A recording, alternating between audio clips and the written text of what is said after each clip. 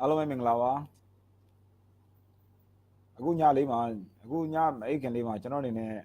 အားလုံးကိုလူတစ်ယောက်အနေနဲ့ဖြစ်ပြောသူ့အနေနဲ့သူ့ရဲ့စီးပွားရေးလုပ်ငန်းအတွက်ပဲဖြစ်ဖြစ်သူ့ရဲ့အလုပ်ကန်ပဲဖြစ်ဖြစ်တိုးတက်ပြောင်းလဲအောင်သူ့အနေနဲ့မဖြစ်မနေဘာတွေလုပ်အောင်လဲဆိုတော့အချက်6ချက်ကိုကျွန်တော်အနေနဲ့ share လုပ်ချင်ပါတယ်အဲ့တော့ဒီအကြောင်းအရာနဲ့ပတ်သက်ပြီးတော့ကျွန်တော်အရင်ကလည်းကျွန်တော်ဒီ Facebook မှာကျွန်တော်စောင်းပါလေးတွေလည်းကျွန်တော်ရေးပူပါတယ်ဒီဥစ္စာကိုကျွန်တော်အနေနဲ့ကျွန်တော်လေ့လာထားတဲ့ဘူးတုဒလေးတွေကိုအခြေခံပြီးတော့ကျွန်တော်ပြန်ပြီးတော့မျှဝေမှာဖြစ်ပါတယ်အဲ့တော့ဘယ်သူမဆိုလူတစ်ယောက်ကစီးပွားရေးလုပ်ငန်းပဲပြောအလုပ်ကိုင်ပဲပြောကိုယ့်ရဲ့ဘဝမှာပဲပြောဒီအခုချက်ပို့ပြီးတော့များတဲ့တိုးတက်ပြောင်းလဲမှုလိုချင်ကြတယ်အဲ့တော့အခုကျွန်တော် share လုပ်မဲ့ဒီ video talk လေးကတော်တော်များများအတွက်ကိုအတွေ့တစ်ခုခုရလိမ့်မယ်လို့ကျွန်တော်အနေနဲ့မျှော်လင့်ပါတယ်အဲ့တော့လူတစ်ယောက်ပြောင်းလဲမယ်ဆိုလို့ရှိရင်အနည်းဆုံးပါတယ်လို့လဲဆိုတော့အနည်းဆုံးအချက်6ချက်လိုတယ်အဲ့တော့အဲ့မှာပထမဆုံးအချက်ကတော့ဗာလဲဆိုတော့သူ့အနေနဲ့ပြောင်းလဲမဲ့အရာပေါ်မှာတဲ့သူပြောင်းလဲခြင်းတဲ့အရာပေါ်မှာသူ့အနေနဲ့ဒီနာတာလုံလောက်သွားရမယ်တဲ့ပထမဆုံးအချက်ကပြောင်းလဲခြင်းတဲ့အချက်ပေါ်မှာသူ့အနေနဲ့နာတာလုံလောက်သွားဖို့လိုတယ်ဒုတိယအချက်ကတော့သူ့အနေနဲ့အဲ့ဒီပြောင်းလဲတာဒီခုနကတော့နာတဲ့အချက်ကိုရှိပြီဘာလို့မလိုချင်ဘူးဆိုတာရှိပြီဒါပေမဲ့သူ့အနေနဲ့တခုခုကိုသူလိုချင်တယ်အဲ့လိုချင်တဲ့အကြောင်းရင်းဟာခိုင်လုံရမယ်အဲ့ဒါနံပါတ်2ချက်နံပါတ်3ကတော့ပြောင်းလဲဖို့အတွက်ကိုသူ့မှာလူတစ်ယောက်ကပြောင်းလဲမယ်ဆိုလို့ရှိရင်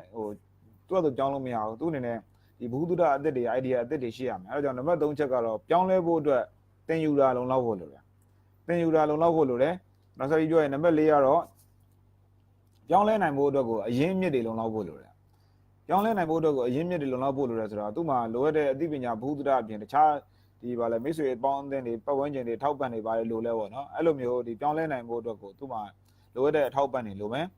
နံပါတ်5ချက်ကသူ့အနေနဲ့ပြောင်းလဲတော့မယ်ဆိုပြီးတော့ဒီဖောင်ဖြတ်ပြီးတော့ဘရင်အောင်ဖောင်ဖြတ်တယ်လို့ဖောင်ဖြတ်ပြီးတော့ဒီခြေလမ်းဒီ3လမ်းလောက်အနည်းဆုံး3လမ်းလောက်သူ့အနေနဲ့လှမ်းထားပြီးဖြစ်ရမယ်ပြီးရင်နံပါတ်6ချက်ကတော့ဗာလဲဆိုတော့သူ့အနေနဲ့ဒီနောက်ကိုပြန်လှည့်မပြေးပဲနဲ့တကယ်ကိုခိုင်မာတဲ့ခြေလမ်းတွေဆက်ပြီးတော့6လျှောက်တဲ့နေရာမှာကူညီပေးဖို့အတွက်အနည်းဆုံးတငယ်ချင်းဒါမှမဟုတ်ရင်ဒီအိမ်အောင်ဘက်ဒါမှမဟုတ်ရင်ဟာလာဒ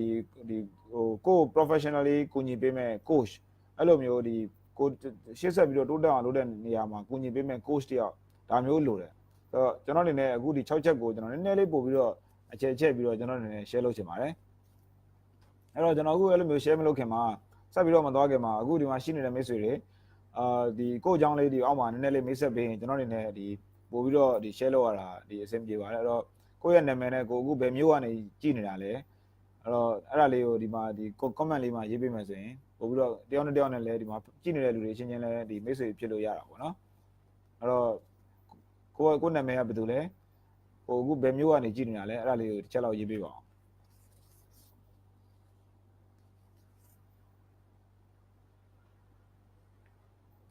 ကျွန်တော်တော့ကိုနိုင်ဝဲအောင်ပါကျွန်တော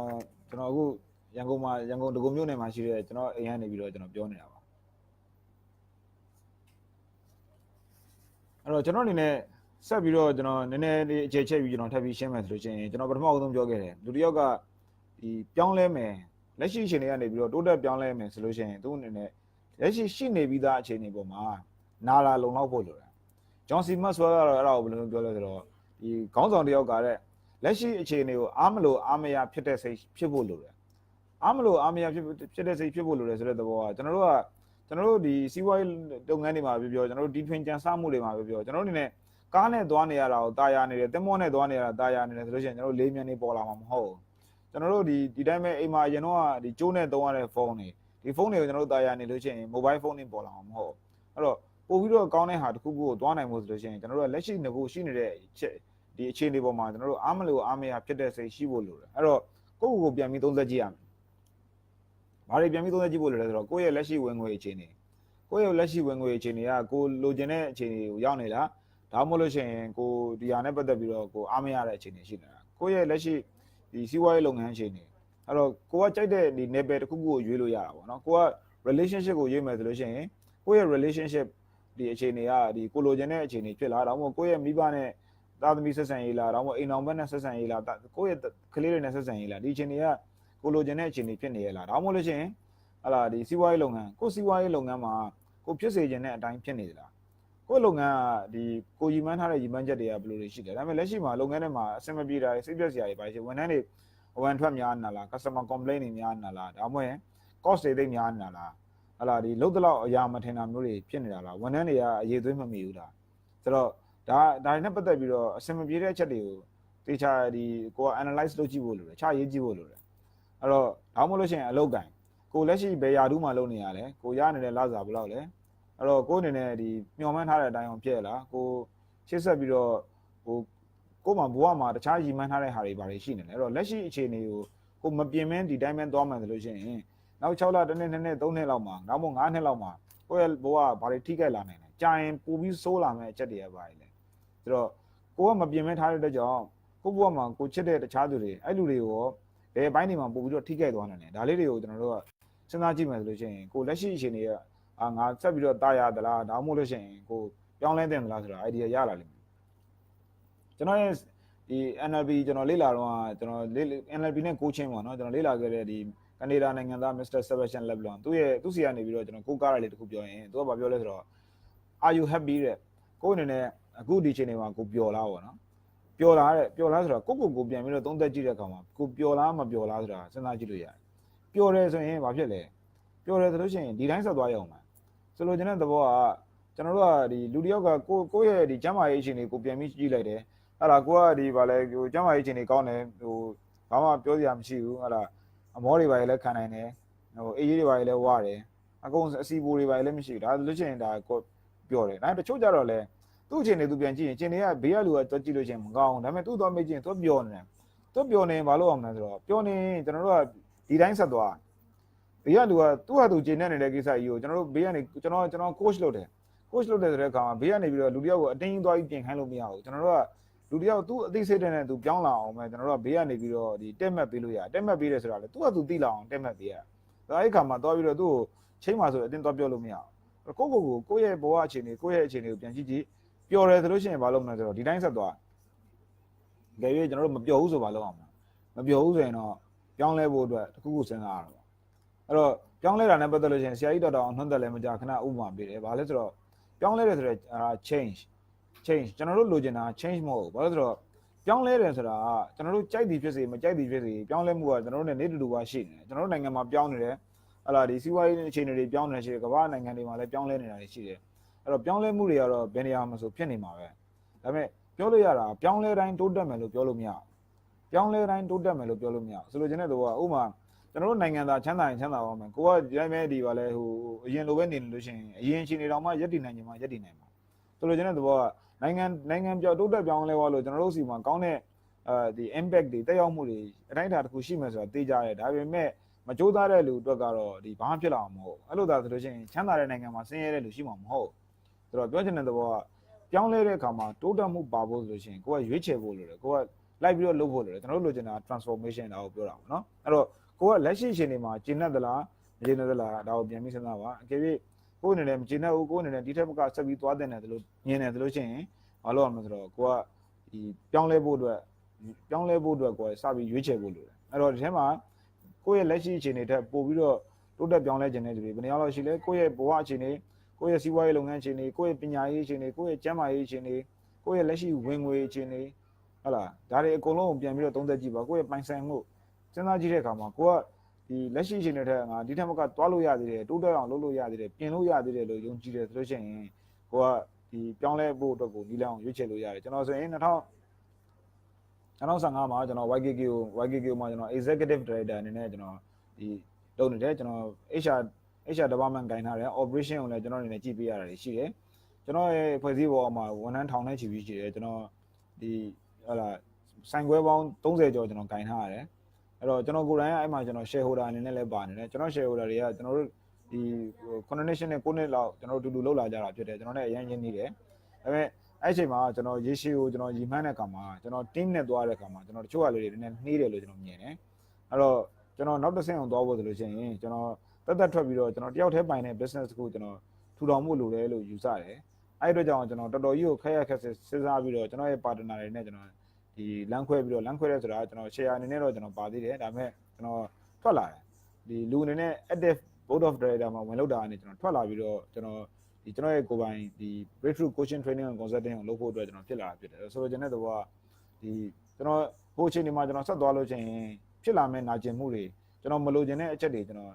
်ရဲ့ဘဝမှာအလုံးနဲ့ပတ်သက်တာအတိုင်းအတာတစ်ခုရှိတဲ့အတွက်ကြောင့်ကျွန်တော်နောက်တစ်ခုကိုပြောင်းလဲဖို့အတွက်ဖြစ်လာတာဖြစ်တယ်အဲ့တော့ဒီမှာရှိတဲ့မိတ်ဆွေတွေလည်းဒါမျိုးလေးကိုတစ်ချက်စဉ်းစားကြည့်မယ်ဆိုရင်ကိုယ့်ရဲ့တကယ်စစ်မှန်တဲ့ transformation အတွက်ကိုအများကြီးထောက်ကူဖြစ်ပါလိမ့်မယ်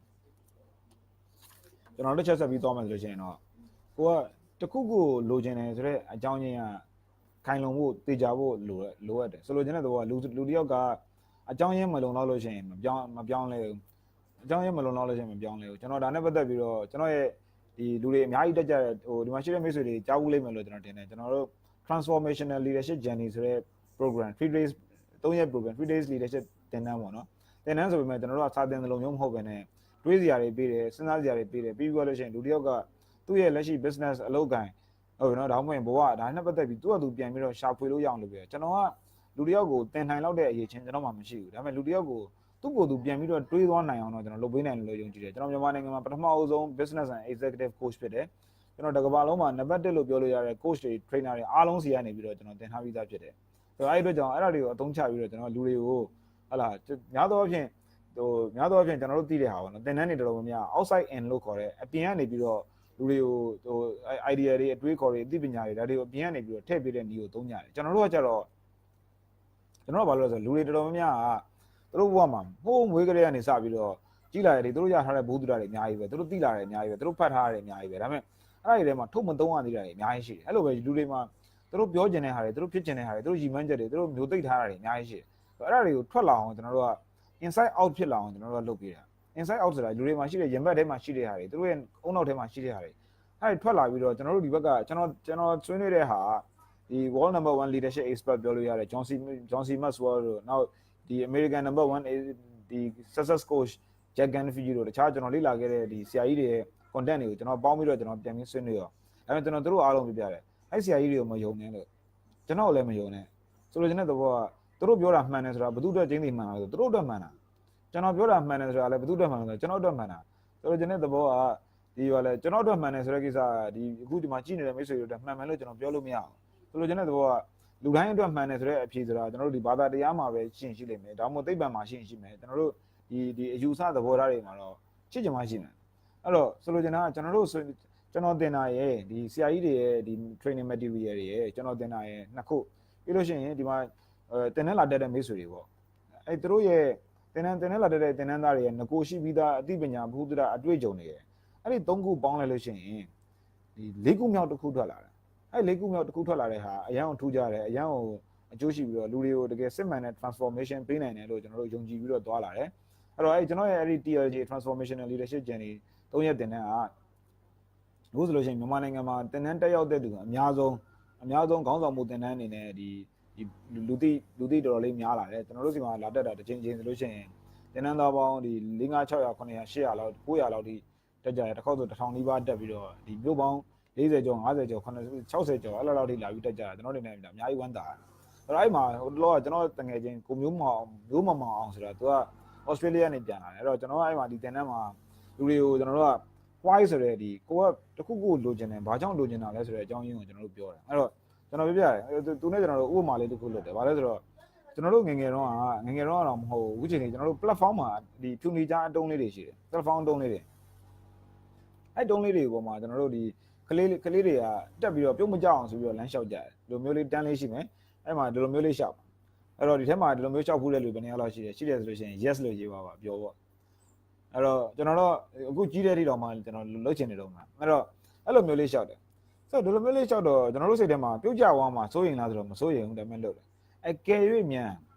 ကျွန်တော်တို့ဟိုးမိုးမျောတိုက်ကြီးတွေမှာတိုက်အမြင့်ကြီးတွေမှာတတိုက်နဲ့တတိုက်ကြားထဲမှာနည်းနည်းလေးလှမ်းမယ်ပြီးရင်အဲ့လိုမျိုး platform တုံးလောက်လေးပဲရှိမယ်အကွာဝေးရှိမယ်ဒီတက်သားပြားလေးတစ်ခုနဲ့ဟာလာတက်သားပြားဆိုတော့ဒီတောင်းတောင်းမှာပေါ့အဲ့လိုမျိုးဟာလေးတစ်ခုထားထားမယ်အဲ့ဒီအရွယ်လေးပဲရှိမယ်ဆိုရင်ကျွန်တော်တို့အဲ့ဒါကိုဖြတ်ကူးသွားမလားဆိုရင်ကျွန်တော်တို့ဖြတ်ကူးသွားမှာမဟုတ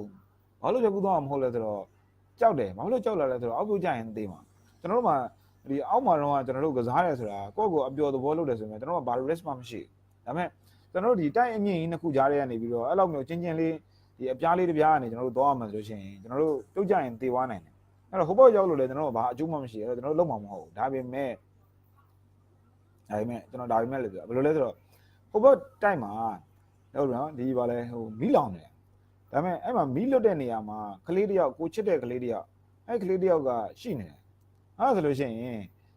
အဲ့ဒီပါလဲဟုတ်လားဒီတရားလိုမျိုးလေးထိုးထားတဲ့ဒီအပြားလေးကနေနင်းပြီးတော့ဟိုဘက်ကိုအဲ့ကလေးကိုတော့ကင်လားလို့ပြောလို့ရှိရင်ဖြစ်နိုင်ခြေကတော်တော်များလာတယ်။အေးပြီးကိုသားသမီးဆိုရင်ကိုမဖြစ်မနေသွားတော့မှာ။ဆိုတော့ဒါကဥပမာတစ်ခုနောက်တစ်ခုကျတော့အကယ်၍မြန်ကိုကဒီဘက်တိုက်မှာမဟုတ်ဘဲနဲ့ဟိုဘက်မီးလောင်နေတဲ့တိုက်မှာဖြစ်ပြီးတော့မီးရလည်းဖြည်းဖြည်းချင်းလောင်နေပြီ။ဟုတ်ပြီနော်ကြားလေးပို့ဆိုးတော့မယ်အလဲမှာအဲ့လိုမျိုးဒီပါဟိုဘက်ကိုဖြတ်ကူးသွားလို့ရတဲ့ဒီပါလေတရားလိုမျိုးလေးဟလာဒီဒါမဲ့ဒီပြင်ပြားလိုမျိုးလေးအချက်သေးသေးလေးပဲရှိတယ်။အဲ့တော့ကိုယ်အနေနဲ့မီးလောင်ရင်အသေးခံမလားအဲ့ကနေကူးမလားဆိုလို့ရှိရင်ကျွန်တော်တို့ကိုကူးမှသိကြတယ်ဆိုပြောချင်တယ်တော့ဘာလို့သိမအောင်ဆိုလိုတဲ့တော့လူတွေကတခုခုကိုလုံးမယ်ဆိုလို့ရှိရင်အကြောင်းရင်းခိုင်လုံးမို့လို့ကျွန်တော်ဆိုရင်ကျွန်တော်ခုနပြောတယ်ကျွန်တော် business ကိုကျွန်တော်ပြောင်းလဲတယ်ဘာလို့ပြောင်းလဲလဲဆိုတော့ကျွန်တော်အဲ့ဒီအရင်ချင်းတွေကျွန်တော်မလိုချင်ဘူးဆိုတာဘာလဲဆိုတော့ကျွန်တော်အဲ့တော့ကျွန်တော်ရတဲ့ income ကကျွန်တော်လစာရအောင် share ခွဲတိုင်းတာရအောင်မနေဘူးဒါပေမဲ့ကျွန်တော်လုပ်ငန်းကိုဒီစပြီးတော့ share ပါခဲ့ကြတယ်ဟိုကျွန်တော်ဒီပတ်စံတွေပါတွေချီးပြီးတော့ကျွန်တော်လုပ်ခဲ့ရတဲ့အကျွေးတွေကကျွန်တော်အများကြီးရှိတယ်နောက်တစ်ခုကကျတော့ကိုနိုင်ဝင်းအောင်လို့ပြောလိုက်လို့ရှိရင်2015 2016ရှေ့ပိုင်းမှာတော်တော်များများကိုနိုင်ဝင်းအောင်လို့ပြောလိုက်လို့ရှိရင်သူတွေရဲ့သိတာကွင်းစားကွင်းပိတ်နဲ့ YKK ကိုဆိုပြီးတော့တွဲပြီးသိတယ်ကိုနိုင်ဝင်းအောင် executive director YKK ကျွန်တော် YKK ကိုစားပြုပြီးကျွန်တော်ဒီ magazine တွေပါတယ်မှာလည်း interview တွေပါတယ်တော်တော်များဖြေဘူးတယ်အဲ့လိုမျိုးသိတယ်ဒါပေမဲ့ကျွန်တော်သိလာတာ2015နှစ်လယ်လောက်မှာကျွန်တော်သိလာတာအဲ့ဒီနိုင်ဝင်းအောင်ဆိုတဲ့ဘေးမှာ YKK ကိုဆိုတာဖြုတ်လိုက်လို့ရှိရင်ငါဘာကောင်မှမဟုတ်တော့ဘူးဆိုတော့ကျွန်တော်သိသွားတာအဲ့တော့ကျွန်တော်ဘာကောင်းမှမဟုတ်တော့ကျွန်တော်အဲ့ချိန်မှာ MBA ရပြီးနေပြီကျွန်တော်မှာ experience အတိုင်းတာတစ်ခုရှိတယ်ဒါပေမဲ့အဲ့ဒီ YKK ကိုသာဖြုတ်လိုက်လို့ကျွန်တော်တကယ်ဘာကောင်းမှမဟုတ်တော့အဲ့တော့ကျွန်တော်အနေနဲ့ကအဲ့ဒါဟိုငါတကယ်တော့ဘာမှမရှိပါလားဆိုတဲ့ဟာမျိုးကျွန်တော်မြင်လာတယ်အဲ့တော့ကျွန်တော်ဆိုတော့ငွေကြီးကိုပြောတာမဟုတ်ဘူးအဲ့ဒီအချိန်မှာကျွန်တော်ကိုယ့်ဟာကိုဟလာဒီဗာလဲပြီးတော့နောက်တစ်ခုကကျတော့အဲ့ဒီ YKK founder ကဒီ chairman ကျွန်တော်ဦးလေးရင်ကျွန်တော်သူစီကနေအများကြီးလေ့လာခဲ့ရတယ်အဲ့2015နှစ်ဆန်းလောက်မှာ chairman ဆုံးသွားပြီအဲ့တော့ဒီလုပ်ငန်းအနေနဲ့လည်းဟလာပို့ပြီးတော့ကောင်းတဲ့အနာဂတ်တို့ကိုတွားဖို့အတွက်ကိုအားလုံးဆွေးနွေးတိုင်ပင်နေကြတာရှိတယ်ကျွန်တော်အနေနဲ့တော့ကျွန်တော်တောက်လျှောက်တင်ပေးလာတဲ့ဟလာဒီ mental လိုမျိုးတောက်လျှောက်ဒီတင်ပေးလာတဲ့ပုံကလည်းမရှိတော့ဘူးကျွန်တော်အနေနဲ့အဲ့ချိန်မှာ MBA ကလည်းပြီးသွားပြီကျွန်တော်နောက်ထပ်ကျွန်တော်အသစ်တစ်ခုကျွန်တော်ဆက်ပြီးတော့စိန်ခေါ်မှုတစ်ခုကိုကျွန်တော်လိုချင်နေတာလည်းဖြစ်တယ်အဲ့တော့နောက်တစ်ခုကျတော့ကျွန်တော်သား2ယောက်ရှိတယ်တစ်ယောက်ကကျွန်တော် international school ထားရတယ်နောက်တစ်ယောက်ကဒီကျွန်တော်ကျောင်းစထားမလို့စဉ်းစားနေတဲ့အချိန်အဲ့မှာကျွန်တော်မျိုးသမီးနဲ့ကျွန်တော်နဲ့အများကြီးစကားပြောရတယ်ဘာလို့ဆိုတော့အဲ့တော့ကျွန်တော်ဖြစ်နေတဲ့အခြေအနေနဲ့ကကျွန်တော်ဟလာဒီဆက်ပြီးတော့သွားလို့ရှိရင်ကျွန်တော်ကလေးတွေကို international school ထားမှာလားမြန်မာကျောင်းပြောင်းပြီးထားမှာလားဘယ်လိုလုပ်ရမလဲဆိုတဲ့တွေးထားရလည်းဖြစ်တယ်အဲ့တော့ဆိုလိုချင်တဲ့သဘောကကျွန်တော်မှာဒီ personal problem တွေအများကြီးပဲကျွန်တော်ဆက်ပြီးတော့ဘယ်လိုလုပ်ရမလဲဆိုတာစဉ်းစားနေရတယ်အဲ့တော့ဒါတွေအားလုံးကအကြောင်းရင်းခိုင်လုံလာတဲ့အတွက်ကြောင့်ကျွန်တော်အနေနဲ့ဟလာငါလုပ်ကိုလုပ်တော့မယ်ငါအနေနဲ့ဒီ business အသစ်တစ်ခုကိုငါတကယ်မရရအောင်ချမယ်ဆိုတဲ့စိတ်ကကျွန်တော်မှာပို့ပြီးတော့ခိုင်လုံလာစေအဲ့ဒါကြောင့်ဒီမှာရှိတဲ့မိတ်ဆွေတွေကိုကတစ်ခုခု change လုပ်မယ်ဆိုလို့ရှိရင်အဲ့ဒါနဲ့ပတ်သက်တဲ့ပြောင်းလဲခြင်းနဲ့အကြောင်းရင်းခိုင်လုံအောင်ရှာဖွေပါချရေးပါဒိုင်းမစင်စားနဲ့ကျွန်တော်တို့တောက်ချောက်ချရေးအဲ့လိုချရေးတဲ့အတွက်ကြောင့်ကိုကပို့ပြီးတော့မြင်လာတယ်ပို့ပြီးတော့လှုပ်ချင်လာတယ်ပို့ပြီးတော့စိတ်ပါလာတယ်โอเคပါနောက်တစ်ခုတော့အဲ့တော့ကိုက change လုပ်ချင်တယ်ဆိုတဲ့သဘောက change နေဆိုပြီးတော့ဒီကျွန်တော်တစ်ခေါက်ဟာတာလေးတစ်ခုမြင်မှုတယ်ဘယ်လိုလဲဆိုတော့ comfort zone ထဲကထွက်တယ်ဆိုပြီးတော့ခရုလေးက comfort zone ထဲကထွက်တယ်ဆိုပြီးတော့ခရုလေးကဘာလို့လဲဆိုတော့ခရုကန်ထဲကထွက်သွားတယ်ခရုလေးကခရုကန်ထဲထွက်သွားလို့ရှိရင်သိကြတယ်သူ့ဒီငှက်တွေပါလေစားအောင်မယ်ဒါမှမဟုတ်ရင်သူအကာအကွယ်မရှိတဲ့ကြောင့်သူလွယ်ကူသေးသွားလိုက်ဆိုလိုချင်တဲ့သဘောကကျွန်တော်တို့ဒီဘာမှတွက်ချက်မှုမပါဘဲနဲ့ဘာမှလေးလာသိမှုမရှိဘဲနဲ့ဒီဟိုတွေးကြွပြီးတော့ကြောက်လို့မရဘူးဒီစစ်တိုက်မယ်ဆိုပြီးတော့ဒီဓာတ်တွေလန်နေထွက်သွားပြီးတော့ဟိုဘက်ကတက်ကားတွေနဲ့တက်လာရင်ဘလို့မှဓာတ်နဲ့လန်နေဘလို့လွတ်သွားပြီးတိုက်ဆိုတော့ဘာလို့ရမလဲဆိုတော့ကျွန်တော်တို့ကနံပါတ်3ချက်ကပြောင်းလဲဖို့အတွက်သင်ယူတာလုံလောက်ဖို့လိုတယ်သင်ယူတာလုံလောက်ဖို့လိုတယ်အဲ့တော့ကျွန်တော်ဝန်ထမ်းကိုကျွန်တော်မှာဒီအဲ့ဒီအချိန်ပေါ့2015ဆိ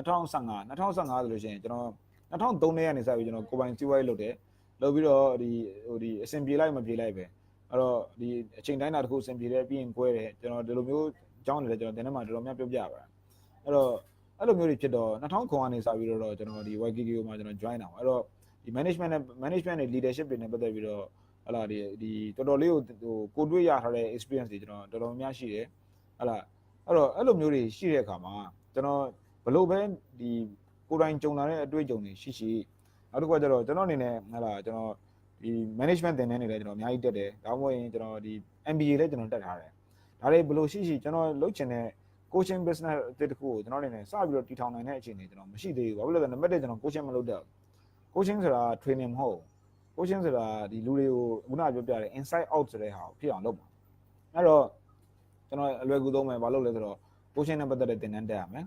အဲ့တော့ coaching နဲ့ပတ်သက်တဲ့သင်တန်းအနည်းဆုံးကျွန်တော်ဒီဘန်ကောက်မှာရှိတဲ့ NLP top coach ဆိုတဲ့နေရာမှာကျွန်တော်တွေ့တယ်ကျွန်တော်အဲ့မှာ neuro linguistic programming NLP practitioner NLP master practitioner နောက်သူတို့စီမှာရှိတဲ့ international coach federation အသိမဲ့ပြုတဲ့ဟလာဒီဗာလဲ coach the coach ဆိုတဲ့သင်တန်းကျွန်တော်အဲ့ဒါတက်တယ်နောက်ကျွန်တော်ဒီ leadership နဲ့ပတ်သက်ပြီးကျွန်တော်တွဲပြီးတော့သွားကြတယ်အဲ့တော့လူတွေကို mindset change ဖို့ဆို leadership လို့အဲ့အတွက်ကြောင့်ကျွန်တော်ဒီ leadership နဲ့ပတ်သက်ပြီးလေ့လာလို့ရအောင် world number 1 leadership expert လို့ပြောလို့ရတယ် John C. Maxwell စီကိုကျွန်တော်သွားလိုက်တယ်ဆိုတော့အဲ့ဒါဒီ2016 match လောက်မှာသွားတယ်ဆိုတော့ကျွန်တော်အနေနဲ့တော့ဒီ YKK ကနေ resign လုပ်တာကျွန်တော်November မှာကျွန်တော်တင်လိုက်ပြီးတော့ November December January February ကကုန်ထိကျွန်တော်နေပြီးတော့ဒီ match လောက်မှာကျွန်တော်နားပြီးတော့ကျွန်တော်လုပ်ငန်းသစ်စတယ်ပေါ့ဆိုတော့ပြောချင်တဲ့သဘောကဒီတခုခုကြိုတင်ပြင်ဆင်မှုမရှိဘဲနဲ့တင်ယူမှုမရှိဘဲနဲ့တော့မရနိုင်ကျွန်တော်ငယ်လေးတွေကရတဲ့တွေ့ကြုံတွေပြောလို့ချင်းကို့မှာပတ်စံတွေတင်းတင်း50ရှိလာပြီဆိုလို့ချင်းတခုခုလုပ်ချင်တာရနာမယ်ဒါပေမဲ့အဲ့တခုခုကိုဘယ်လိုလုပ်အောင်လဲဆိုတော့အရင်တင်ဖို့ကျွန်တော်စိတ်မကူးခဲ့အဲ့ဒါကြောင့်ကျွန်တော်ရှေ့မှာဒီငွေကြေးနဲ့ပတ်သက်ပြီးဆုံးရှုံးခဲ့တာတွေအများကြီးပဲ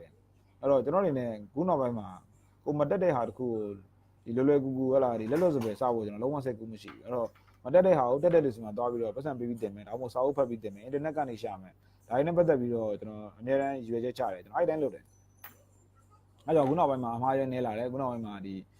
ဗာလဲတခုခုဆုံးရှုံးရင်လည်းဆုံးရှုံးမှုကမကြီးတော့ဘူးပို့ပြီးတော့အဆင်ပြေလာတယ်ဆိုတော့ဒါကကျွန်တော်မျှဝေတာပါနံပါတ်3ချက်ကပြောင်းလဲဖို့အတွက်တင်ယူတာလုံလောက်ဖို့လိုတယ်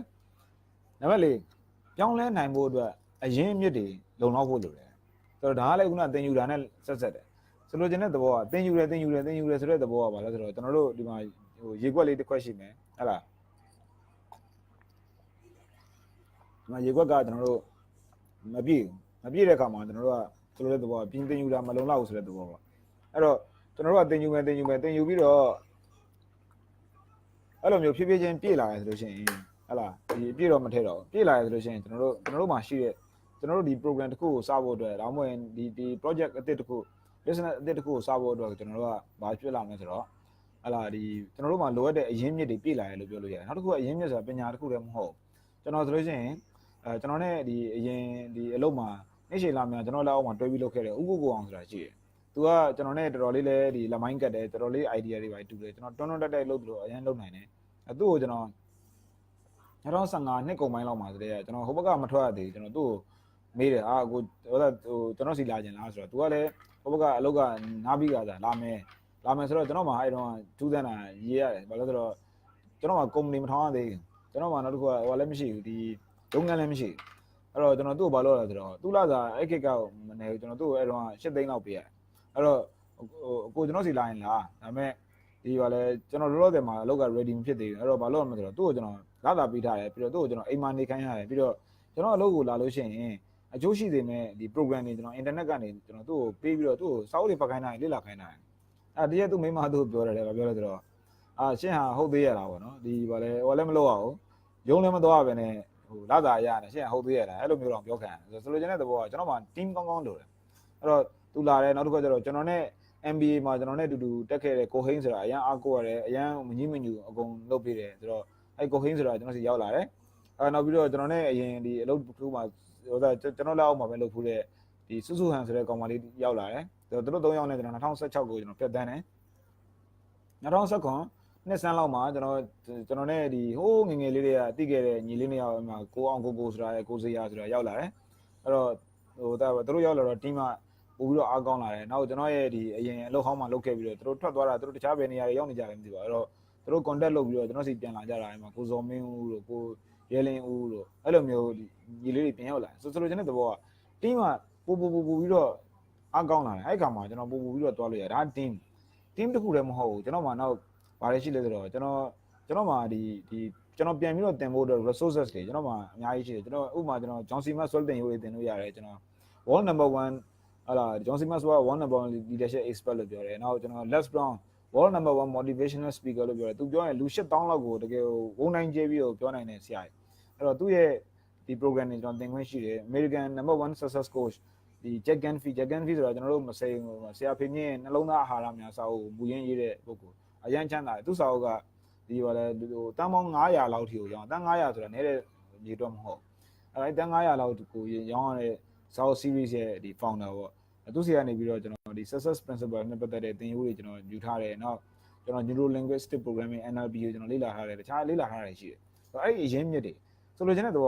လူတစ်ယောက်ကပြောင်းလဲဖို့ဆိုလို့ရှိရင် idea ရှိုံနဲ့မရအောင်အဲ့ဒါတချို့ပတ်စံရှိတယ် idea မရှိတချို့ idea ရှိတယ်ပတ်စံမရှိတချို့ idea လည်းရှိတယ်ပတ်စံလည်းရှိတယ်ဒါပေမဲ့အတိအကျဘယ်လိုလုပ်အောင်လဲဆိုတဲ့အသေးစိတ်မသိဆိုတော့ဒါတွေကအရင်းမြစ်မလုံလောက်ဘူးလို့ခေါ်တာပေါ့အဲ့တော့ကိုကတခုခုပြောင်းလဲမယ်ဆိုလို့ရှိရင်အဲ့ဒီအရင်းမြစ်လုံလောက်အောင်လုပ်ဖို့လိုတယ်အဲ့တော့တချို့ကကျွန်တော်ပြောအရင်းမြစ်ဘယ်လိုလုပ်ရအောင်ဘယ်လိုလုပ်အောင်အဲ့ဒါကျွန်တော်တောင်းမဟုတ်ဘူးအဲ့ဒါကိုယ့်ကိုရှာရမှာလူတိုင်းကကိုဘာလုပ်ချင်လဲဆိုတာကိုသိပြီးတော့အဲ့ဘာလုပ်ချင်လဲဆိုတာကိုသိအောင်ဘယ်လိုလုပ်အောင်လဲဆိုတာသိဖို့လိုတယ်လူတွေကအဓိကမသိတာပြဿနာမဟုတ်ဘူးသိအောင်ဘယ်လိုလုပ်အောင်လဲဆိုတာကိုမသိတာအောက်မှသိအောင်ဘယ်လိုလုပ်အောင်လဲဆိုတာကိုမကြိုးစားကြတာအဲ့ဒါအဓိကပြဿနာရှားရမယ်ကျွန်တော်ပြောရမယ်ဒီဘက်ကကြီးမှာဘာမှမကောင်းအင်တာနက်မှာရှာကျွန်တော်တို့အရင်အမရန်ထူးတဲ့သဘော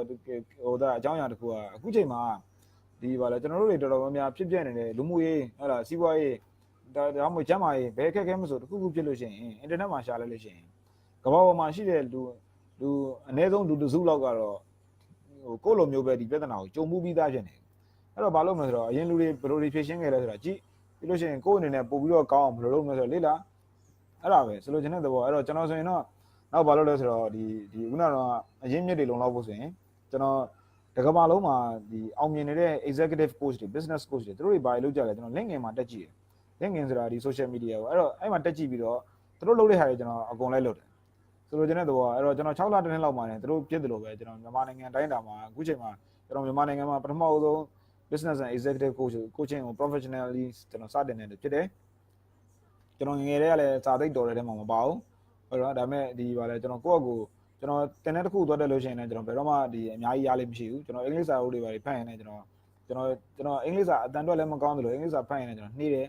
ဒါပေမဲ့ကျွန်တော်သိတဲ့လောက်နည်းနည်းလေးကိုကျွန်တော်နည်းနည်းရရင်အဲ့နည်းနည်းကိုကျွန်တော်ပြန်အသုံးချရတယ်နည်းနည်းကိုကျွန်တော်ပြန် share လုပ်တယ်ဆိုတော့ဒီလိုမျိုးနဲ့ကျွန်တော်လုပ်လို့ရလာတယ်ကျွန်တော်အခုဆိုရင်ကျွန်တော်ဒီ business coach ပေါင်း150ဝန်းကျင်လောက် business owner တွေအပါအဝင် business coaching သင်တန်းဆင်းပေါင်းကျွန်တော်150လောက်ကျွန်တော်သင်ထားပြီးပြီကျွန်တော်အနေနဲ့ဟလာဒီကျွန်တော်ရဲ့ transformational leadership journey ဆိုတဲ့ program လိုဟာမျိုးကိုကျွန်တော်လူပေါင်း1000ဝန်းကျင်လောက်ကျွန်တော်သင်ထားပြီးပြီဆိုလိုချင်တဲ့သဘောကကျွန်တော်တော်တော်များလုပ်လို့ရလာတယ်အဓိကဘာလဲဆိုတော့ဘယ်လိုလုပ်အောင်လဲဆိုတော့သိအောင်ကျွန်တော်လုပ်တယ်လုပ်တဲ့အတိုင်းလဲကျွန်တော်အနေနဲ့ဒါကိုတကယ်ပြန် apply လုပ်တယ်ဆိုတော့သိလာတဲ့အတိုင်းကျွန်တော်ပြန် apply လုပ်တယ်အဲဒါကြောင့်အားလုံးလည်းဒီမှာရှိတဲ့မိတ်ဆွေတွေစူးစမ်းမှဆိုလို့ရှိရင်အဲ့အတိုင်းဖြစ်လာလိမ့်မယ်နောက်တစ်ချက်ကျွန်တော်ဆက်ပြီးပြောလို့ရှိရင်ဖောင်ဖြတ်ပြီးတော့ပထမအဆုံးခြေလမ်း3လမ်းလောက်ဆက်လမ်းရမယ်ကျွန်တော်တို့နဲ့မစိမ်ဘာလဲဆိုတော့ဒီဟာဘရင်အောင်ဖောင်ဖြတ်တယ်ဆိုတာရှိတယ်ကျွန်တော်တို့မြန်မာသမိုင်းမှာဟာဒီကျွန်တော်ကြားဘူးတဲ့ဟာပေါ့နော်ဒါကတော့အချက်လက်အပြင်မှားရင်မှားပါလိမ့်မယ်ဆိုလိုတာကျွန်တော်တို့ဒီဟိုဘက်ကန်းဒီဘက်ကန်းမှာကျွန်တော်ငယ်တော့ဒီ strategy game တွေစိတ်ဝင်စားတယ်အဲ့တော့ကျွန်တော်အများဆုံးဆော့တာ general တို့ red let ကတော့ကျွန်တော်လုံးဝအသေးကြီးမဲကြီးဆော့လို့ red let 2ဆိုတာရှိတယ်ဆိုတော့ဒီစစ်တွေတိုက်လို့ရှိရင်တဲ့ game ထဲမှာတော့ပေါ့စစ်တွေတိုက်လို့ရှိရင်ဟိုဘက်ကန်းမှာရှိတဲ့ရန်သူကိုကသွားတိုက်မဲ့တက်ကတဲ့ဟိုဘက်တက်ထက်3ဆကြီးဖို့လို့လေ3ဆကြီးမှာဟိုဘက်ကိုသွားပြီးတော့တိုက်လို့ရတယ်တော့ဒါကတော့ဒီစစ်ပိုင်းနဲ့ဒီစစ်ဗျူဟာတွေပိုင်းနားလည်တဲ့လူတွေကပို့ပြီးတက်ပါလိမ့်မယ်ကျွန်တော်ဖတ်ဘူးတာလေးပြပြအဲ့တော့အဲ့လိုမျိုးဒီ3ဆပို့ပြီးတော့ကြီးမှသွားတင်တယ်ဒါပေမဲ့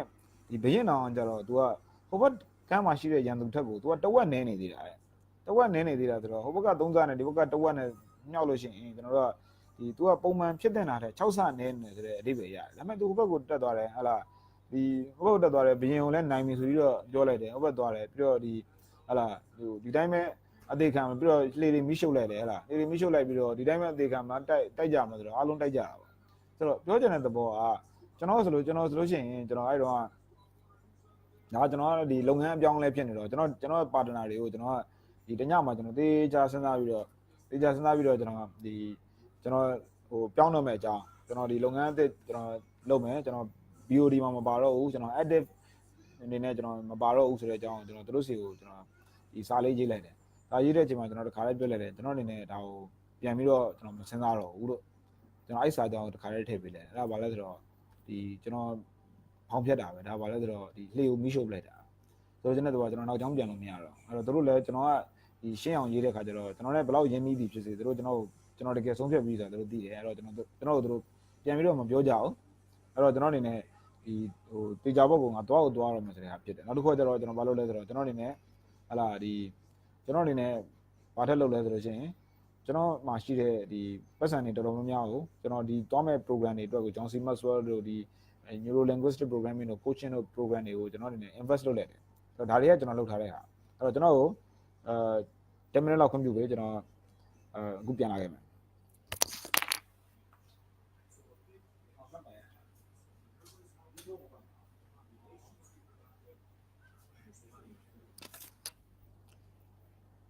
ကျွန်တော်ကွန်ပျူတာကိုကျွန်တော်အားလေးပြန်တော့တင်တာပါအဲ့တော့ခုနကြောင်းလေးပြန်ခေါ်လို့ရှိရင်ကိုကတခုခုအပြောင်းလဲလုပ်မှဆိုလို့ရှိရင်အဲ့ပြောင်းလဲမှုကိုနောက်ကြောင်းပြန်လို့မရဖို့အတွက်ကိုကျွန်တော်တို့ကငကိုအခြေအနေရှိနေပြီးသားဟာတခုကိုကျွန်တော်တို့ဖျက်လိုက်ဖို့လိုတယ်မဟုတ်လို့ရှိရင်ကျွန်တော်တို့နောက်ကိုပြန်ပြေးလို့ရနေသေးတယ်သူကဘာလို့လဲဆိုတော့နောက်ကိုပဲပြန်ပြေးခြင်းဆိုတော့ဒါမျိုးလေးလို့ဥပမာကျွန်တော်ဆိုရင်ကျွန်တော်မနေ့ကျွန်တော်ငငယ်14နှစ်လောက်တည်းကကျွန်တော်14တောက်လာတယ်ကျွန်တော်မနေ့ကနိုဝင်ဘာမှာကျွန်တော်14ဖြတ်လိုက်တယ်နိုဝင်ဘာ23လောက်မှဖြစ်မှာ14ဖြတ်လိုက်တယ်14ဖြတ်တဲ့အချိန်မှာကျွန်တော်ဘာလို့လဲဆိုတော့ Facebook မှာတက်ပြီးတော့ကျွန်တော် Facebook မှာကျွန်တော်တင်တန်းသားတွေရောငယ်ချင်းတွေရောအများကြီးရှိတာကျွန်တော်တို့သွားပြီးတော့ Facebook မှာကျွန်တော်ရေးလိုက်တယ်ကျွန်တော်ဒီနေ့ရက်စာပြီး14ဖြတ်လိုက်ပြီပေါ့အဲ့တော့ကျွန်တော်ကဒီ professional service လုပ်နေတယ်လို့14ဖြတ်လိုက်ပြီလည်းပြောသေးတယ်ပြီးလည်းပြီးတော့တနေရာမှာလည်း secret လက်ကြားနဲ့ညှက်ပြီးပြန်တောင်းနေရောဆိုလို့ချင်းဘယ်လိုမှယုတ်တိလည်းမရှိဘူးအဲ့တော့ပြန်လှည့်လို့မရတော့ဘူးပြီးပြီဆိုလိုချင်တဲ့သူကကိုယ့်ရဲ့ပြောင်းလဲမှုကိုလူတိုင်းသိအောင်လုပ်တယ်ဆိုတော့ဒါဆိုရင်ဒါအများကြီးအကျိုးရှိနေတာဖြစ်ပါတယ်အဲ့တော့တခုခုလို့ကြည့်ပါဒီနေရာမှာကျွန်တော်တခုလေးပြောချင်တာကတော့ကျွန်တော်ရဲ့ mentor Les Brown ရဲ့ဒီအရန်နာမည်ကြီးတဲ့စကားလေးပေါ့ဘာဖြစ်လဲဆိုတော့ကြီးကျယ်ခမ်းနားဖို့အတွက်တဲ့ဟုတ်လားစတင်တခုခုကိုစပြီးတော့လုပ်ဖို့အတွက်ကိုကကြီးကျယ်ခမ်းနားနေစရာမလိုဘူးတဲ့ဒါပေမဲ့ကြီးကျယ်ခမ်းနားဖို့အတွက်တော့စတင်ရမှာဆိုလိုချင်တဲ့သဘောကကျွန်တော်တို့စတဲ့အချိန်မှာကို့မှာဒီအဲ့ဒါဟိုပစ္စည်းတွေပါတယ်အကုန်လုံးအစုံလည်းအများကြီးရှိမှာမဟုတ်ဘူးကျွန်တော်ဆိုရင်စတော့ရုံးခန်းသေးသေးလေးနဲ့စရတယ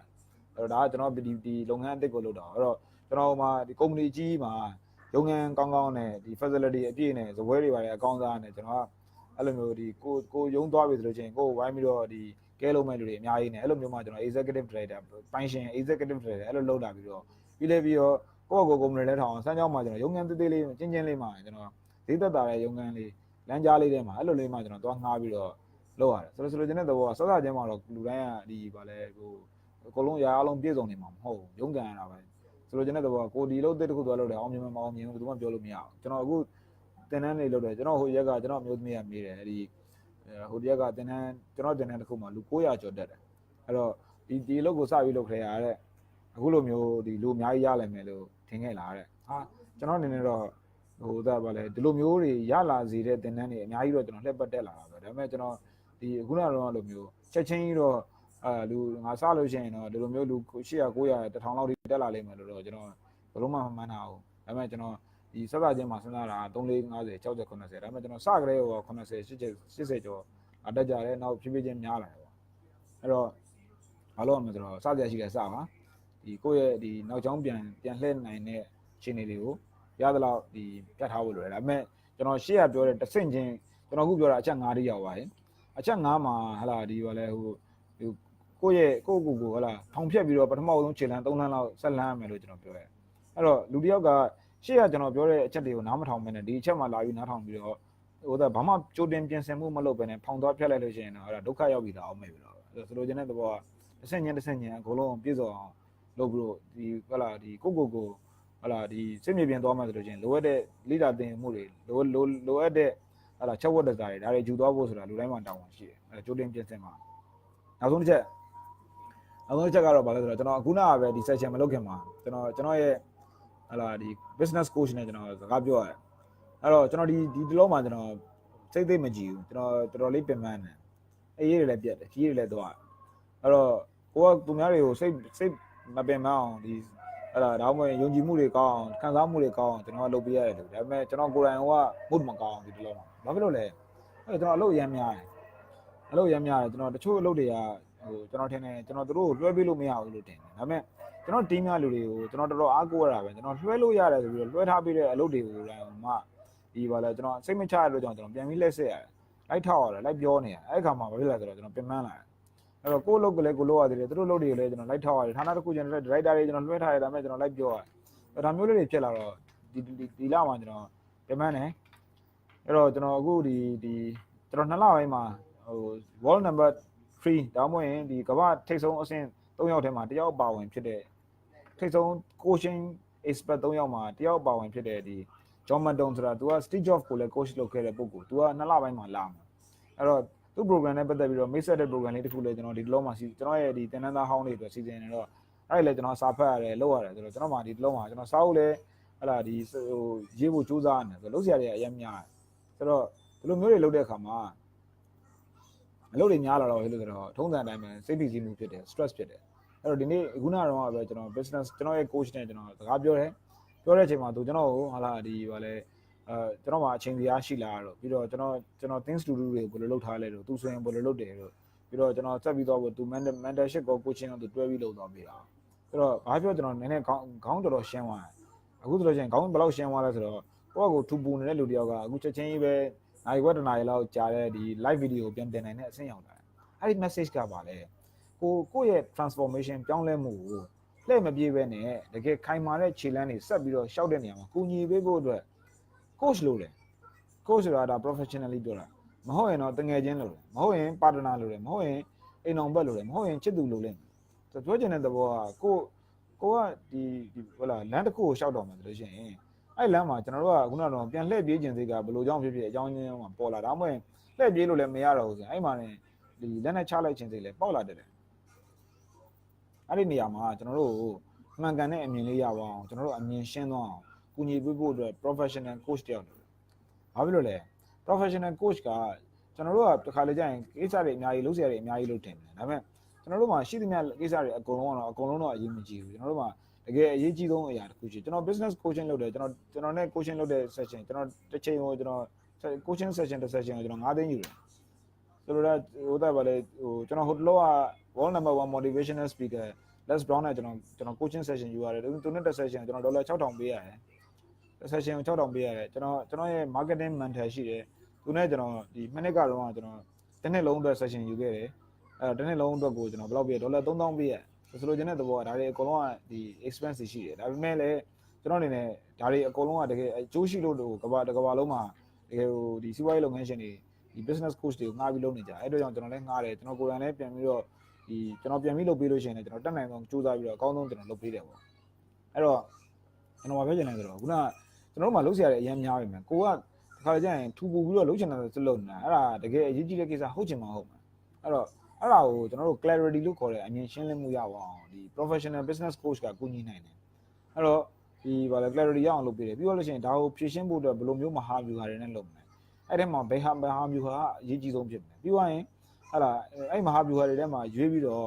့ဘယ်နီးဗျူဟာနဲ့ဖြည့်ရှင်းရမှာပြီးလို့ရှိရင်အဲ့နီးဗျူဟာတွေကိုမှကျွန်တော်တို့ဒီအသေးစိတ်ဘယ်လို action plan တွေနဲ့လုပ်မလဲပြီးရင်အဲ့ဒါကိုလုပ်ဖြစ်ဖို့သေးကြအောင်ဘယ်လိုလုပ်မလဲပြီးရင်တကယ်လုပ်သလားမလုပ်သလားပြန်စစ်ပြီးဖို့ဒါတွေအားလုံး professional coach ကလုပ်ပြီးအဲ့တော့ကို့မှာသာ professional coach ရောက်ရှိမယ်သူနဲ့လာစဉ်ဒီဘာလဲတစ်လောက်2ချိန်4ချိန်အားမအနည်းဆုံးဘယ်လုံးမှမတက်တာတဲ့အဆုံးတစ်ချိန်အဲ့လိုမျိုးတွေ့ပြီးတော့လုပ်သွားမယ်ဆိုရှင်6လတစ်နှစ်လောက်တည်းမှာကိုယ့်ရဲ့ဒီတိုးတက်မှုကအများကြီးဖြစ်သွားတယ်ဆိုတော့အကယ်၍ဒီမှာကြည့်နေတဲ့ miss တွေထဲမှာကိုကအများတစ်ချိန်ချိန်မှာကို့မှာရှိပြီးသားအရေးချင်းကိုအခြေခံပြီးတော့ကိုက business coach ဒီ life coach တွေလုပ်ချင်တဲ့သူတွေရှိနေတယ်ကျွန်တော်အနေနဲ့ကူညီပေးနိုင်တယ်အဲ့တော့ဒီဆိုလိုချင်တဲ့သဘောက coaching skill ကခေါင်းဆောင်တွေစီမှာပျောက်ဆုံးနေတဲ့အရေးချင်းဆိုပြီးတော့ဒီဟလာတော်တော်စီမံခန့်ခွဲမှုကျွမ်းကျင်တဲ့ဟလာ Cambridge ချက်ကပြောတယ် Cambridge ချက်ဆိုတာ one minute manager ဆိုတဲ့စာအုပ်ရေးခဲ့တဲ့ပုဂ္ဂိုလ်ဆိုတော့ဘာလို့လဲဆိုတော့ကျွန်တော်တို့အများသောအားဖြင့်လူတွေကိုသွားပြီးတော့ဘာလို့ပါညာလို့ပါဆိုပြီးကျွန်တော်တို့ပြောတယ်ဒါပေမဲ့လူတွေကထုံးစံအတိုင်းပဲသူတို့ဘေးကနေပြီးတော့ဘာလို့ပါညာလို့ပါပြောရင်ဆရာလောက်ခံရတယ်ဆိုလို့ရှိရင်လူတွေကမကြိုက်တဲ့ဒီစိတ်လေးကဗီဇမှာရှိနေတတ်ကြတယ်ဒါပေမဲ့သူတို့သွားပြီးတော့ဘယ်လိုလုပ်ရင်ရမလဲဆိုတော့သူတို့ကသိအောင်လုပ်ပေးလိုက်ပြီဆိုလို့ရှိရင်အဲ့ဒီကနေရလာတဲ့အဖြစ်ကိုသူတို့ပုံပြီးတန်ဖိုးထားတတ်ကြတယ်အဲ့ဒါကျွန်တော်တို့တင်တဲ့နေမှာပို့ပြီးတော့အောင်မြင်ရတဲ့အကြောင်းရင်းကျွန်တော်တို့လုပ်တဲ့ approach ကိုလူတွေတော်တော်များလက်ခံရတဲ့အကြောင်းရင်းအဲ့ဒါလို့ကျွန်တော်တို့မြင်တာပါနော်အဲ့တော့ဘာလို့လဲဆိုတော့ကျွန်တော်တို့ရဲ့တိုးတက်ပြောင်းလဲမှုကိုပုံညီပေးဖို့အတွက် professional coach တယောက်နဲ့အလုပ်လုပ်ဖို့လိုတယ်အကယ်၍မြန်ဒီမှာကြည့်နေတဲ့မိတ်ဆွေတွေထဲမှာကို professional coach ကိုငှားနိုင်သေးတဲ့အချိန်တွေမရှိဘူးဆိုလို့ရှိရင်ဘာလို့တင်လဲဆိုတော့တကယ်ချင်းတရားရောက်နဲ့ဒီလစဉ်တစ်လ2ကြိမ်ဆို2ကြိမ်အတိတ်ကြတွေ့မယ် professional ဆန်ဆန်ဖြစ်ရမယ်ဘာလို့လဲဆိုတော့ဒီလမှာငါရဲ့ပထမဆုံးငါဘာတွေတိုးတက်လာခဲ့တယ်ငါတော့ဘယ်နေရာတွေမှာလိုတယ်ငါဘာသင်ခန်းစာတွေရခဲ့တယ်နောက်လမှာတော့ငါဘာတွေလုပ်မှစဉ်းစားထားလဲအဲ့ဒါတွေကိုဘယ်လိုလုပ်မှစဉ်းစားထားလဲအသေးစိတ်ကပါဘယ်သူနဲ့လုပ်မှဘယ်တော့လုပ်မှဟိုတယောက်ကလည်းအဲ့တိုင်းပြောပြီးရင်နောက်လာကြလို့ရှိရင်အဲ့ဒီရက်မှာပဲတော့တွေ့ပြီးရင်အဲ့ဒီအတိုင်းပြီးသလားမပြီးသလားပြန်ပြီးစစ်ဒါမျိုးလေးမှန်မှန်သွားတယ်ဆိုလို့ရှိရင်ဒီတယောက်ကဒီတိုးတက်ပြောင်းလဲမှုကိုရဖို့တကြတာကျွန်တော်ပြရမယ်တချို့ ကိုပတ်ဝန်းကျင်မှာရှိတဲ့လူတိုင်းကကိုယ့်အတွက်ကိုယ့်ကိုအကျိုးပြုမဲ့လူတွေမဟုတ်ဘူးတချို့လူတွေနဲ့ကျွန်တော်တို့ကလမ်းခွဲတဲ့ခွဲဖို့လိုတယ်အဲ့တော့အဲ့လိုမျိုးခြေနေမျိုးမှာကိုယ့်ကိုကူညီပေးမဲ့သူတယောက်ဒါအနည်းဆုံးတယောက်လို့ဒါမှမဟုတ်လည်းဒီ၄၅6ယောက်ပေါ့ဒီလိုမျိုးသာရှိမှဆိုလို့ရှိရင်တောင်းလဲမှုကအများကြီးပိုပြီးအားကောင်းတယ်ဆိုတော့ဒါကတော့ကျွန်တော် share လုပ်ပေးတာပါအဲ့တော့ကျွန်တော်စုစုပေါင်းကျွန်တော်6ချက်ပြောပါတယ်ကျွန်တော်ပြန်ပြီးကောက်ပြီးပြောမယ်ဆိုလို့ရှိရင်ပထမဆုံးချက်ကပါလဲဆိုတော့လူတယောက်ကပြောင်းလဲဖို့အတွက်ဟုတ်လားနာလာလုံလောက်ဖို့လိုတယ်နံပါတ်2ချက်ကသူ့အနေနဲ့တခုခုလိုချင်တဲ့အကြောင်းရင်းလုံလောက်ဖို့လိုတယ်နံပါတ်3ကပြောင်းလဲဖို့အတွက်သင်ယူတာလုံလောက်ဖို့လိုတယ်ပြောင်းလဲဖို့အတွက်အရင်းမြစ်တွေလုံလောက်ဖို့လိုတယ်ငါဖောင်ဖြတ်ပြီးတော့ပထမဆုံးခြေလမ်း3လမ်းလောက်လှမ်းပြီးသားဖြစ်ရမယ်6ကတော့လှည့်မပြေးပဲနဲ့ကိုကဆက်ပြီးတော့ခိုင်မာတဲ့ခြေလမ်းတွေဆက်ပြီးတော့ရှောက်ဖို့အတွက်ကူညီပေးမယ်အဖော်အိမ်အောင်ဘက်တငယ်ချင်းဒါမှမဟုတ်ရင် professional coach တယောက်လို့အဲ့တော့ဒီလိုမျိုးသာရှိမှဆိုလို့ရှိရင်ကိုလိုချင်တဲ့ transformation ကျွန်တော် change လို့မပြော transformation တိုးတက်ပြောင်းလဲမှုအဲ့ဒါကိုလိုချင်ကိုယ့်ရဲ့လမ်းကြောင်းပေါ်မှာရလာမှာသိကြတယ်ကျွန်တော်အခုပြောတဲ့ဟာအရာအလုံးပြည့်စုံတယ်လို့ကျွန်တော်အနေနဲ့ပြောချင်ဒီကို့မှာတချို့ချက်တွေဟလာထပ်ပြီးတော့လေ့လာဖို့တွေဖြစ်ဖို့တွေလိုရလိမ့်မယ်ဒါပေမဲ့လည်းကျွန်တော်အခု share လုပ်သွားတဲ့6ချက်ကဒီမှာရှိတဲ့မိတ်ဆွေတွေအတွက်ဒီအတိုင်းအတာတစ်ခုအကျိုးရှိလိမ့်မယ်လို့ကျွန်တော်အနေနဲ့ယုံကြည်တယ်ကိုယ့်အတွက်အကျိုးရှိတယ်လို့ယုံကြည်တဲ့လူတွေဒီမှာအောက်မှာ yes လို့ comment လေးရေးသွားပေးပါအောင်ကျွန်တော်အနေနဲ့ပြန်ပြီးတော့သိရတာပေါ့အဲ့တော့ပြီးသွားလို့ရှိရင်တော့ဒီဗီဒီယိုလေးကိုကိုယ့်ရဲ့မိတ်ဆွေတွေကို mention လုပ်ပေးလို့ရတယ်အောက်မှာနာမည်လေးခေါ်ပြီး mention လုပ်ပေးရင်တို့လာကြည့်လို့ရတယ်ဒါမှမဟုတ်ရင်ဒီတို့ဒီ tag လုပ်ပြီးတော့ဒီ share လုပ်ပေးမှဆိုလို့ရှိရင်လည်းတို့အနေနဲ့လေ့လာနိုင်ပါတယ်အဲ့တော့ကျွန်တော်အနေနဲ့တော့ဒီနိုင်ဝဲအောင်ကျွန်တော် professional business coach and facilitator ဆိုတဲ့ page ကနေပြီးတော့ကျွန်တော်ဒီ video talk လေးတွေကျွန်တော်ဒီစာတွေလည်းကျွန်တော်တော်တော်များရေးထားပါတယ်ဒါတွေကိုဒီပြန်ပြီးတော့လေ့လာမယ်ဆိုရင်အကျိုးရှိနိုင်ပါတယ်ဒီထဲမှာကျွန်တော်ရဲ့တင်တန်းကျွန်တော်ခုနပြောတဲ့ transformational leadership journey ဆိုတဲ့ program ကိုလာတက်ဖို့စိတ်ဝင်စားတဲ့လူတွေဘယ်နှစ်ယောက်လောက်ရှိလဲမသိဘူးအဲ့လူတွေလည်းအောက်မှာဒီစိတ်ဝင်စားရဆိုလို့ရှိရင်ကိုကစိတ်ဝင်စားကြအောင် yes ဆိုပြီးတော့ရေးပါလိုက်ပါ yes ဆိုပြီးရေးပါအဲ့တော့ကျွန်တော်အနေနဲ့ဒီကျွန်တော်တို့ transformational leadership journey program တွေကိုကျွန်တော်2019နှစ်လယ်လောက်ကနေစပြီးတော့လုပ်လာတယ်လူတွေလည်းဖြည်းဖြည်းချင်းများလာတယ်အခုဒီနှစ်မှာကျွန်တော်တော်တော်များများပွဲလှုပ်ထားပြီးပြီအခုဒီနိုဝင်ဘာထဲမှာကျွန်တော်မန္တလေးရယ်နေပြည်တော်ရယ်ရန်ကုန်ရယ်မှာကျွန်တော်ပွဲ3ပွဲလုပ်ဖို့ရှိတယ်မန္တလေးရယ်ရန်ကုန်ရယ်နေပြည်တော်မှာပွဲ3ပွဲရှိဖို့လုပ်ဖို့ရှိတယ်မန္တလေးကတော့ကြက်တော်တော်လေးကတ်နေပြီကျွန်တော်တို့ဘယ်နေ့မှလုပ်မလဲဆိုတော့နိုဝင်ဘာ2 3 4မှာလုပ်ဖို့ရှိတယ်မန္တလေးမှာနိုဝင်ဘာ2 3 4မှာလုပ်ဖို့ရှိတယ်ရန်ကုန်မှာ sorry ဒီနေပြည်တော်မှာတော့ကျွန်တော်9:10 17မှာလုပ်ဖို့ရှိတယ်နိုဝင်ဘာ9:10 17မှာလုပ်မယ်ရန်ကုန်မှာတော့ကျွန်တော်16 19 18မှာလုပ်မယ်ရန်ပြောပေးမယ်မန္တလေးမှာကျွန်တော်နိုဝင်ဘာ2 3 4မှာလုပ်မယ်နေပြည်တော်ကိုကျွန်တော်ဒါပထမအဆုံးနဲ့နောက်ဆုံးအချိန်ဒီနှစ်အတွက်တောင်းမှာဖြစ်တယ်နေပြည်တော်မှာကျွန်တော်9:10 17မှာရှိမယ်ပြီးတော့ရန်ကုန်မှာတော့ကျွန်တော်16 19 18မှာရှိမယ်အဲ့တော့အဲ့ program တွေကကျွန်တော်တို့ဒီ Facebook မှာကြော်ညာတဲ့အခါမှာကျွန်တော်တို့မှာလည်းဈေးစကားရှိလို့ကြောင်းကျွန်တော်တို့ဒီ program ကိုကျွန်တော်တို့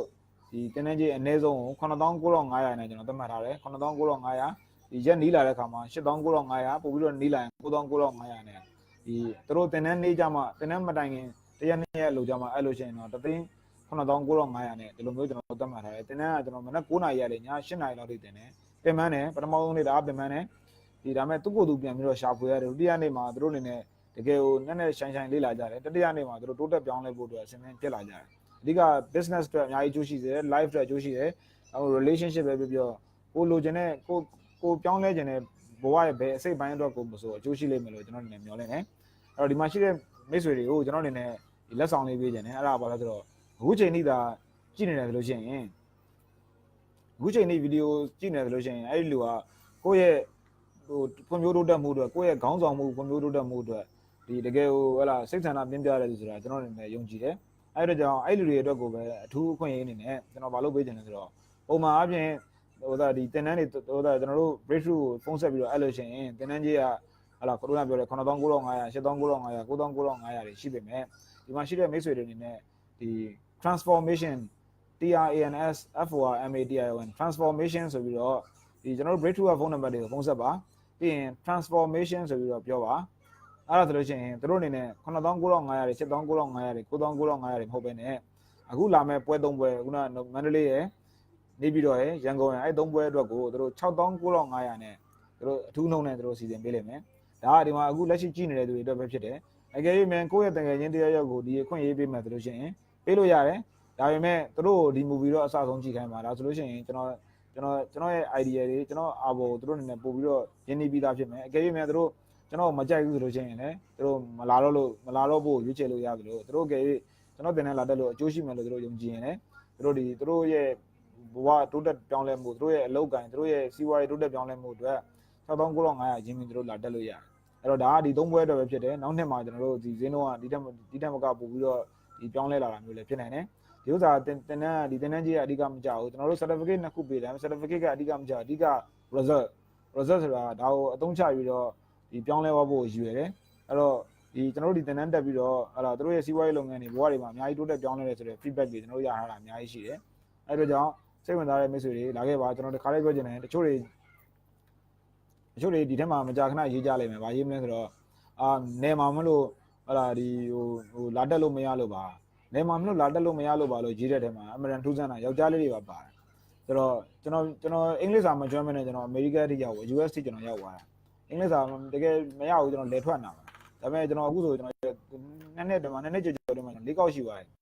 အခုချိန်ကြီးလဲသွားရင်လဲနေတော့မယ်ဒါပေမဲ့သွားတာပဲကျွန်တော်တယောက်တည်းပဲဟိုမှာကျွန်တော်သိတဲ့လူတယောက်နှစ်ယောက်ပဲရှိတယ်အမေရိကန် US ဆိုတာအဝေးကြီးပဲဟိုပြီးခဲ့တဲ့ကျွန်တော်ရဲ့ TRJ တင်ထဲမှာထူးထူးခြားခြားပဲအဝေးကြီးကနေပြီးတော့ကားကို24နာရီလောက်စီးပြီးတော့လာတက်ရတဲ့အစွန်ဖျားဒေသကနေလာကြတဲ့လူတွေရှိတယ်တချို့တွေမင်းကလေးတယောက်တည်းပဲလာတက်တာပဲဆိုလိုချင်တဲ့သဘောကဟိုကိုကဘယ်မြို့မှာနေလို့ဟိုမန္တလေးတို့ရန်ကုန်တို့နေပြည်တော်တို့မသွားနိုင်ဘူးဆိုတဲ့ဟာဟလာဒီကိုဘယ်မြို့မှာနေတာနဲ့မဆိုင်ဘူးအဓိကကိုဘသူလဲဆိုတာနဲ့ဆိုင်တယ်အဲ့တော့အကယ်၍တချို့တွေများဒီတင်တန်းကြီးပါညာအခက်အခဲရှိတယ်ဆိုရင်တော့ကျွန်တော်လက်ခံပါတယ်ဒါပေမဲ့လည်းကိုပြောင်းလဲခြင်းတဲ့ဟာတစ်ခုကိုဘယ်အရာမှတားဆီးတာအဖြစ်မခံပါနဲ့ကျွန်တော်တို့ကိုကလွယ်ရင်ဘယ်အရာမှကိုတားဆီးလို့မရဘူးလို့ကျွန်တော်အနေနဲ့ယုံကြည်တယ်ဆိုလိုတာကကျွန်တော်တို့မှာ log guarantee ရှိတယ်တချို့ကိစ္စတွေကျွန်တော်တို့ control လုပ်လို့မရတဲ့အရာတွေကျွန်တော်ပြောချင်ဘူးဒါပေမဲ့ကျွန်တော်ဒါတစ်ခုခုဒီဖြစ်ချင်လာရဆိုလို့ရှိရင်တော့အဲ့ဒါကိုမဖြစ်အောင်ဘယ်လိုလုပ်ရမလဲဆိုတဲ့နည်းလမ်းတွေကျွန်တော်ရှာမှသိကြတယ်အဲ့တော့ကြောင့်အကယ်၍ဒီမှာရှိတဲ့မိတ်ဆွေတွေကိုကအချိန်မရဘူးဆိုရင်ကိစ္စမရှိဘူးဟလာကိုကဒီကိုမှဒီတင်တန်းကြီးတွေပါမရှိသေးဘူးဆိုရင်ကိစ္စမရှိဘူးဒါပေမဲ့ကျွန်တော်ဆိုရင်တော့ဒီပမာဏလောက်ဆိုရင်တော့ရှိအောင်ဘယ်လိုလုပ်မလဲဆိုပြီးစူးစမ်းပြီးတော့ကျွန်တော်ရှာကြည့်အောင်မှသိကြတယ်ဟလာခုနကတော့လိုမျိုးဒီဟလာကိုကဟိုဘယ်မျိုးမှနေလို့ဝေးလို့လာလို့မရဘူးဆိုရင်တော့ဒါကကျွန်တော်အနေနဲ့ဟလာဒီကိုနည်းနည်းလေးဟလာကိုဖြစ်ချင်တဲ့ဟာနဲ့ခုနဝေးလို့ဆိုတာနဲ့ဘယ်ဟာပို့ပြီးတော့အရေးကြီးလဲဆိုတာပြင်ပြီးတော့ချိန်ဆစေချင်တယ်ဆိုတော့ဒါကကျွန်တော်တင်တန်းကိုလာဖို့အတွက်ကျွန်တော်အတင်းကျပ်ပြောတာမဟုတ်ဘူးကိုယ့်ရဲ့ဒီအတွေးခေါ်ပြန်ပြီးတော့စစ်ဆေးဖို့အတွက်ဒါဆိုလိုတာဖြစ်ပါတယ်ကျွန်တော်အနေနဲ့လည်းအခုလိုမျိုးဒီတွေးခေါ်မှုလေးတွေအတွက်အကျိုးရှိစေမယ့်ဗီဒီယိုလေးတွေကျွန်တော်မကြာခဏလည်းတင်ပေးပါမယ်ဒါကလည်းအခု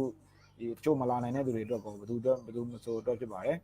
အားလုံးကျေးဇူးအများကြီးတင်ပါတယ်ကျွန်တော်ဒီ post မှာကျွန်တော်ရဲ့ breakthrough coaching training and consulting ရဲ့ဖုန်းနံပါတ်တွေလည်းကျွန်တော်ရေးပေးထားတယ်ပြီးတော့တင်တန်းချက်တွေလည်းကျွန်တော်ရေးပေးထားတယ်နေပြည်တော်ကကျွန်တော်တို့နေပြည်တော်တုံငါပူရီဒီဟိုတယ်မှာလုပ်မှာ